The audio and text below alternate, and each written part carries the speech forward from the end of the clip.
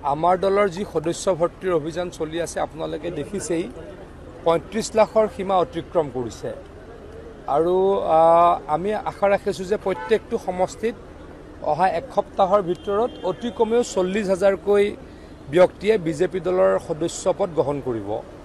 ই আমাৰ কাৰণে অত্যন্ত আশাৰ বতৰা, অত্যন্ত ভাল খবৰ যে লাখে লাখে মানুহে অসমত বিজেপি দলৰ মেম্বাৰ হৈছে আৰু এই মই সদায় কৈ আছোঁ এই মেম্বাৰশ্বিপটো কাৰোবাক জাপি দিয়া নহয়, কাৰোবাৰ নামত কোনোবাই কৰি দিয়া নহয়, নিজে ইচ্ছা কৰিব লাগিব সদস্য পদ গ্ৰহণ কৰিবলৈ।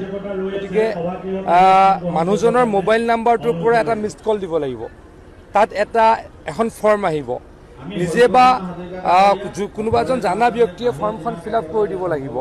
গতিকে এটা প্ৰক্ৰিয়াৰ মাজেৰে হৈছে আৰু মই জানিবলৈ পাই সুখী হৈছোঁ যে ভাৰতবৰ্ষৰ অন্য ৰাজ্যৰ ভিতৰত অসম প্ৰায় ১ নম্বৰত আছে। গতিকে আমাৰ ফালে আমাৰ আশাৰ বতৰা আৰু এই কথাই প্ৰমাণ কৰে, বাৰে বাৰে কৈছোঁ, নৰেন্দ্ৰ মোদী ডাঙৰীয়া আৰু হিমন্ত বিশ্ব শৰ্মা ডাঙৰীয়াৰ নেতৃত্বৰ চৰকাৰখনে ভাল কাম কৰিছে, সেইকাৰণে ৰাইজে বিজেপি দলৰ সদস্য পদ গ্ৰহণ কৰিছে।